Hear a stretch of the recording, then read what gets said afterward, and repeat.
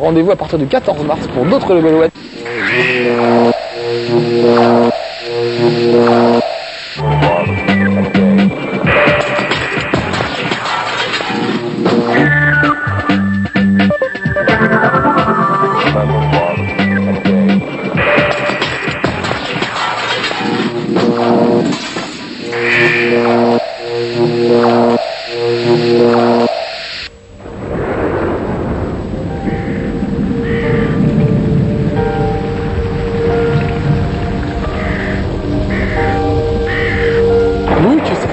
Bonjour tout le monde, bienvenue dans Level 1. On pourrait croire que c'est Alone in the Dark, en fait non, le jeu du jour s'appelle Evil Twin Cyprian Chronicle. Cyprien Chronicle, c'est son petit nom, Cyprien. C'est un pauvre orphelin qui parfois se transforme en son jumeau maléfique. Marcus, encore un jeu avec un nom à coucher dehors, oui, ça, je suis bien d'accord. C'est un jeu pourtant assez dément et vraiment impressionnant, très dans l'esprit Tim Burton. Regardez comme c'est glauque, ces décors. C'est un peu rouillé, c'est tout pourri, cet orphelinat. Et il y a le petit Cyprien qui habite là-dedans. J'ai peut-être passé un petit peu l'intro, histoire qu'on rentre directement dans le vif du sujet. L'idée, c'est que ce pauvre petit bonhomme, c'est son anniversaire. Et ça tombe mal, l'anniversaire, le jour de son anniversaire, c'est aussi le jour de la mort de ses parents. C'est vraiment glauque. Et donc ses copains lui font une petite fête d'anniversaire. Et puis finalement, il le prend assez mal. Il les envoie chier, pour être vulgaire. Mais j'utilise ce vocabulaire un peu scandaleux. C'est parce que dans le jeu, c'est comme ça. Ce qui est assez étonnant, je trouve, pour un jeu vidéo, c'est qu'ils n'ont pas hésité à utiliser un vocabulaire de tous les jours. Et que le gamin est ni super branché, comme ça se voit dans les jeux vidéo d'habitude, ni complètement lisse et poli avec pas un gros mot. C'est un vrai gamin d'aujourd'hui qui parle en disant des gros mots parfois, qui a son franc-parler. Qui va carrément quoi. Donc en plus il fait des monstres. Donc tout ça est très bien, mais il y a vraiment un ton dans ce jeu qui est impressionnant et qui est vraiment très original. Et puis regardez, des décors magnifiques, une musique de film, vraiment. Tout ça est très très impressionnant et ce qui est fascinant là-dedans, c'est surtout l'univers. Voilà, bon j'ai un peu passé les séquences cinématiques, c'est dommage, on n'entendra pas parler tout de suite, l'ami Cyprien. Mais on verra peut-être en cours de partie quand il parlera à des personnages, vous allez vite voir que il a pas sa langue dans sa poche, l'animal. Voilà. Pour le moment, regardez les petits points d'interrogation derrière ma grosse tête. Ça permet d'en savoir un peu plus sur le jeu. Tiens, on va l'entendre parler un petit peu en français. Comment ça se fait que vous parlez? Du calme, tout va bien. Je m'appelle Wilbur. Je suis un ami de Lenny. Lenny? Vous savez où il est? Oui, je sais où il est, mais on ne va pas... Lenny, c'est un de ses potes de l'orphelinat qui a disparu, donc on va essayer d'aller le chercher. Et lui, c'est le gars du Big Deal, qui visiblement a mal tourné après le Big Deal. Non, je sais pas, c'est une espèce de créature. Tout ça se passe dans un univers vraiment, vraiment très étrange, mais qu'on prend vraiment plaisir à découvrir, parce que c'est vraiment original. Allez, je passe, tant pis pour les dialogues. Oula, j'ai pas besoin de ça tout de suite. Je passe pour le dialogue. Donc je vous disais, les petits points d'interrogation, c'est une petite aide pour vous apprendre à sauter, à courir, à utiliser l'arme que vous avez. Donc un petit lance-pierre, un peu comme Bart Simpson, on s'en servira tout à l'heure. Voilà, puis apprendre à manier Cyprien, qui peut se transformer donc en jumeau maléfique, on verra ça tout à l'heure. Regardez, je peux faire tourner la caméra autour du personnage. Et heureusement, parce que c'est un des défauts du jeu, c'est peut-être même le seul défaut du jeu, c'est que la caméra se place pas toujours très très bien. Et pour un jeu de plateforme, quand il s'agit de faire des sauts, c'est vraiment dommage, ça gâche un peu les choses. Parce que pour le reste, vraiment, c'est assez réussi. Écoutez la musique, j'adore, je trouve vraiment génial.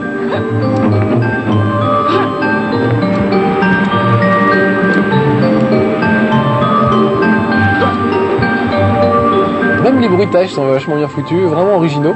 C'est les petits gars de chez Inutero qui ont fait ça. Ils avaient fait déjà Jekyll et Hyde sur PC. Evil Twin existe aussi sur PC. Là, on est aujourd'hui sur la version PlayStation 2. J'ai oublié de le dire. Et ils ont vraiment un univers à eux. C'est très très proche de Tim Burton. Vraiment, c'est un truc avec toujours des gens un peu tordus, un peu bizarres, des créatures un peu maléfiques. Enfin, vraiment. C'est un univers à part. Si vous aimez le genre, et si vous êtes un peu gothique, genre vous habillez tout en noir, avec du maquillage là comme ça, des piercings, etc., ça devrait vous plaire. Non, je me moque pas de... J'ai des amis gothiques en plus un petit peu. Donc voilà, je me moque pas du tout. Chacun son truc. Alors regardez, on vous explique que pour ouvrir certaines portes, il faut utiliser son lance-pierre pour dégommer des trucs. Ça, l'espèce de croissant, c'est un checkpoint. Si jamais il m'arrive des misères, je reviendrai ici. Puis juste pour le principe, on va lire ce panneau. Voilà, le mettre devant. Et je voudrais lire le panneau s'il vous plaît. Par contre, faites bien en face des panneaux pour les lire. C'est un peu galère des fois. Il ne faut pas tirer dessus, il faut le lire. Voilà. Abaisse le pont-levis en utilisant ton lance-pierre. Vous voyez, on m'explique vraiment au fur et à mesure, comme ça, au début de l'aventure. Vraiment, on vous apprend à vous servir de Cyprien. Alors, il est où le pont-levis? Quand je vous disais que les caméras se passaient pas toujours bien, il est juste là. Donc je peux passer en vue subjective, voilà, et viser là-haut avec mon petit lance-pierre. Alors par contre là vous voyez, je vise un petit peu bas, je peux pas lever la tête plus haut que ça. Comme s'il avait une minerve un peu Cyprien. Donc ça c'est un petit défaut de jouabilité je trouve, parce qu'on aurait pu vraiment tirer sur ce truc là, on le voit un peu plus la tête, or c'est pas possible, donc il faut vraiment reculer, histoire de voir les choses d'un peu plus loin, voilà. Et là normalement l'angle devrait être bon, je devrais pouvoir dégommer cette espèce de lanterne verte, voilà, et ça va ouvrir le pont-levis, tout simplement. Donc voilà, petit défaut de jouabilité, mais sinon pour le reste je trouve que c'est vraiment un bon jeu. Avec encore une fois un univers assez dément. Alors pour les puristes ça vaudra peut-être pas un Jack and Dexter sur PlayStation 2 parce que vraiment il y a pas mal d'innovations et de trucs impressionnants dans Jack and Dexter, alors que là c'est assez plan-plan quand même. Au niveau du jeu de plateforme c'est vraiment classique, il n'y a pas de grosses surprises, il y a quelques petits trucs originaux mais c'est pas tellement surprenant. Mais par contre au niveau de l'univers c'est vraiment un truc, si vous aimez ce genre d'univers, si vous arrivez à plonger dedans, c'est vraiment super agréable. Tiens, allez, on va se friter notre premier monstre. Mais bêtement, on va d'abord le libérer de sa cage. Quelques trucs un peu bizarres dans le scénario. Ouais, j'ai un peu du mal à viser parfois avec le lance-pierre. C'est pas toujours évident. Ah, il a fait le jeu. Non, c'est bon. Voilà. Donc avec le lance-pierre, on peut aussi viser, regardez, de loin, concentrer son tir un petit peu pour tirer de plus en plus fort. Tout ça changera au fur et à mesure du jeu. Vous aurez 2 nouvelles armes, et puis les armes s'amélioreront au fil du jeu. Pour le moment, c'est assez simple. Il suffit de tirer sur la bestiole. J'aurais pu passer aussi en mode vue subjective. On l'aurait peut-être même un peu mieux vu. Je vais le faire, même si c'est un peu plus risqué. Regardez, il est carrément coupé en 2. Comme si c'était pris un grand coup de hache. Voilà. Donc il y a des personnages comme ça assez spectaculaires, je trouve, et plutôt bien foutus. Allez, on rentre à l'intérieur. Dans les profondeurs de je ne sais pas quoi. Les abysses, je sais pas. En tout cas, ça fait flipper. Tant que c'est en extérieur, ça se passe bien. Eux aussi, un petit problème de jouabilité encore. Tant que c'est en extérieur et que les décors sont assez vastes, ça se passe bien. Dès que c'est un peu plus en intérieur, la caméra a vraiment du mal à se placer et on a parfois du mal à se repérer, à savoir où il en est, ce pauvre Cyprien. Donc voilà, c'est le gros défaut, c'est la jouabilité. Pour le reste, c'est pas mal. Mais oui, il s'est rattrapé juste à temps. Pourtant, j'étais au bord du gouffre. Et chaque fois qu'on voit cette espèce de petite figurine en forme d'ourson, ça vous indique l'endroit où il faut aller. Là par exemple je vais récupérer, voilà, une vie supplémentaire, ça fera pas de mal. Là je peux pas tourner la caméra, alors voilà, ah, il y en a des défauts de jouabilité quand même mine de rien. Là je peux pas tourner la caméra et je suis censé aller sur cette, vous voyez, je suis censé aller ici. Et je trouve que la caméra en l'occurrence se place très mal, on a du mal à viser la plateforme suivante.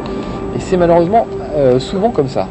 Mais bon, dans l'ensemble ça gâche pas complètement le jeu non plus. Vraiment, on est tellement pris par l'univers qu'on veut bien pardonner un peu tout ça. C'est vraiment magnifique, hein. Allez, tiens. Petite vue subjective juste pour vous faire voir. Regardez le ciel. En plus ça bouge. On dirait une peinture carrément, tellement c'est beau. Avec l'espèce de drapeau qui vole au vent. C'est bourré de petits détails comme ça.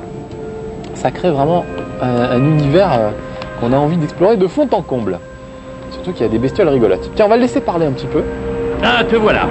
En voilà le gars du Big Deal. Que je te pose une petite question. Et tu l'as bien emmené avec toi, dis.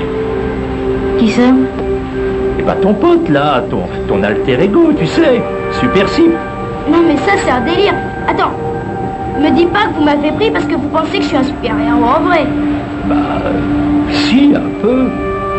Pourquoi, c'est pas vrai? Bah non, évidemment. C'est juste un délire que je fais comme ça avec les copains. On joue au super-héros si tu veux. Mais pourtant Lenny m'a assuré que... Lenny? C'est lui qui t'a dit ça? Oh, t'hallucines. Oh, c'est dommage. Vous voyez, le langage est vraiment direct, enfin, je sais pas, on en parle comme certains parlent comme ça aujourd'hui. Donc je trouve ça c'est bien d'avoir ça dans un jeu vidéo, un univers un peu délirant et puis des dialogues, voilà. En parler, on y va et c'est finalement ça donne un truc assez adulte. Alors peut-être pas recommandé aux plus petits, il y a des trucs assez violents, c'est assez sombre. C'est vraiment un truc à faire des cauchemars aussi. Voilà, petit checkpoint au cas où il m'arriverait des misères, ce qui ne saurait tarder. Parce que je vais bientôt pouvoir me transformer, là ils en parlaient un petit peu. Je vais bientôt pouvoir me transformer en Evil Cyprien, le méchant Cyprien. Donc pour ça, il faut que je récupère, vous voyez, ces espèces de petits symboles. Et ça augmente la jauge. Regardez la jauge orange au-dessus de ma tête, là. Tuc, tuc, tuc. Voilà. Quand la jauge est pleine, je peux me transformer en Cyprien. Et là, ça chauffe pour les monstres. Parce que ça rigole plus du tout. Allez, je vais peut-être faire une petite transformation, histoire que vous voyez ce que ça donne. C'est un monstre qui va en faire les frais, tant pis pour lui. Voilà, celui-là par exemple. Allez, transformation. Regardez, j'ai changé de couleur, je saute un petit peu plus haut. J'ai à la place de mon petit lance-pierre cette espèce d'arc électrique qui est quand même très puissant. Voilà, donc des pouvoirs magiques que n'a pas que n'a pas le Cyprien normal, mais qu'a Evil Cyprien. Ah, encore un autre transformé, on va plus en parler. Voilà, ça les grille assez vite, c'est quand même assez efficace. Donc ce qui est un peu original dans ce jeu par rapport à d'autres jeux de plateforme, c'est qu'il faut de temps en temps jongler entre les deux personnages pour prendre celui qui est le plus apte à se défendre, à sauter, à courir, voilà. Donc à vous de voir et de choisir quel Cyprien vous voulez utiliser. D'où le titre, les jumeaux maléfiques. Voilà, bon ils sont un peu pépères les adversaires pour le moment, c'est juste histoire que vous puissiez vous habituer aux armes. Là il faut que je remplisse ma jauge si je veux me retransformer en Cyprien. Et je vais en avoir besoin pour descendre dans l'espèce de fosse avec de la lave qu'il y a sur le côté. On appelle ça un volcan, je crois. Fosse avec de la lave, en général. Voilà, là ma jauge est pleine. Alors là, je le sais déjà, on risque d'avoir des petits problèmes de jouabilité. Parce que c'est pas évident du tout de se déplacer à cet endroit-là où les angles de caméra sont particulièrement mal choisis. Je vais grimper tout en haut. On va monter sur ce truc. Voilà. Me transformer, histoire de sauter un petit peu plus. Voilà. Il y a l'ombre de Cyprien qui permet de savoir un peu plus où on va, mais c'est pas toujours, vous voyez, c'est pas toujours évident. On a du mal à voir. Voilà. On a du mal à voir qui va tomber dans la lave. Je le voyais venir ce truc. Je sais pas pourquoi. Vous voyez là, j'ai vraiment du mal à me repérer. Il faut vraiment orienter la caméra soi-même. On a du mal à évaluer vraiment le. Oh là, ça va pas aller. Il faut que je récupère quelques. Ah!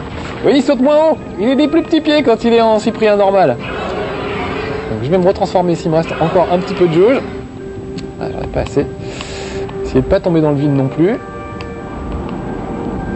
Et donc parfois il faut être vraiment extrêmement méticuleux dans les sauts, histoire de pas se retrouver au mauvais endroit. Voilà, je suis pas mal. Je fasse vraiment gaffe à ce que je fais. Voilà. Là, je vais peut-être me retransformer. Vous voyez, il y a un gars juste en face. Je vais me transformer en Cyprien normal pour le dégommer. Ce sera plus efficace. Voilà, on va tendre. Regardez, là, je tends l'élastique au maximum. C'est plus efficace que s'il était juste tendu un tout petit peu. Voilà. Fini là? Ah, il fait dire, mais il meurt pas beaucoup, je trouve. Pas mourir plus. Voilà, merci. Donc là, faut surtout pas que je rate mon saut. Sinon, j'aurai encore l'air d'un cake comme d'habitude. Et j'arrive pas à tourner la caméra. Vous voyez? Voilà, c'est pas évident. Où est l'entrée de la grotte? Je la vois plus. Avant que je me transforme. Elle est censée être là, pas loin. Bah alors. Ouais, je veux pas me gourer, donc voilà. Ne faisons pas de bêtises. Voilà, c'est juste là.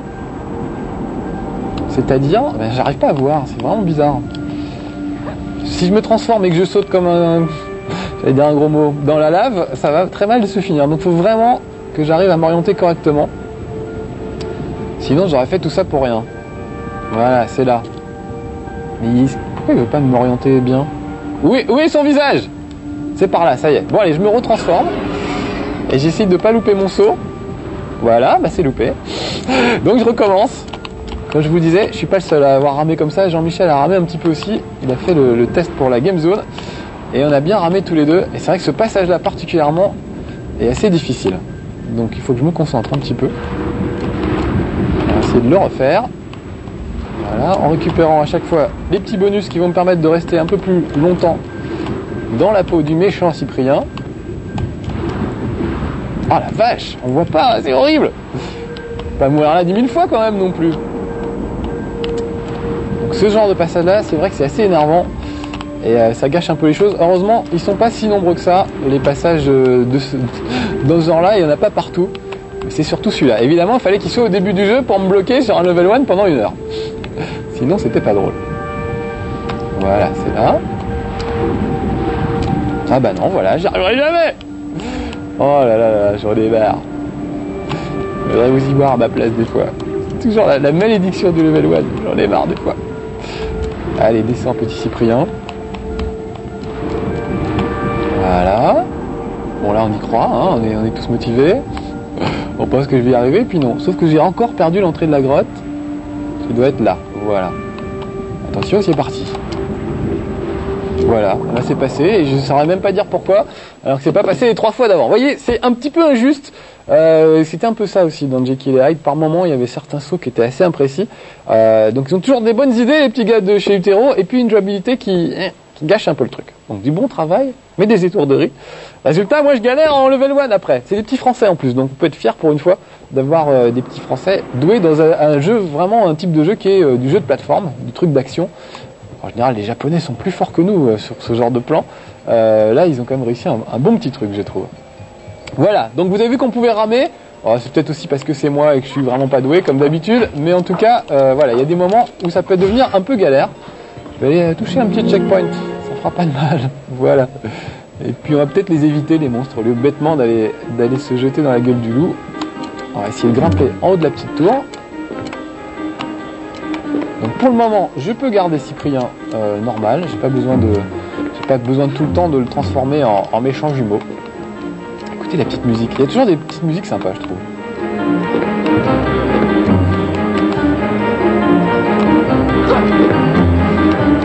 C'est un peu oppressant. C'est vraiment, je sais pas, c'est original. Vraiment un chouette univers.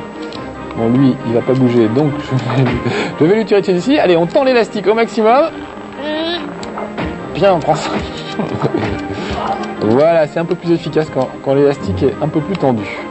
Encore un checkpoint, comme ça, s'il m'arrive des misères, je repartirai de là. Là, ça a commencé à se corser un peu. Je suis sur des espèces de boutons de culotte pas très gros. On l'a pas vu ou quoi, lui? J'aime bien les monstres, ils ont vraiment des looks assez sympas. C'est vraiment des trucs cauchemardesques. Voilà. Par contre, vous avez vu, ils sont pas toujours très malins. Ouh là là, j'ai failli tomber. Je vais attendre l'ascenseur finalement. Je me suis un petit peu précipité. On va être obligé d'attendre que ça redescende.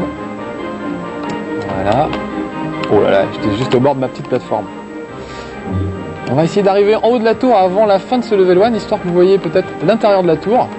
Comme je vous le disais tout à l'heure, les intérieurs sont moins réussis que les extérieurs.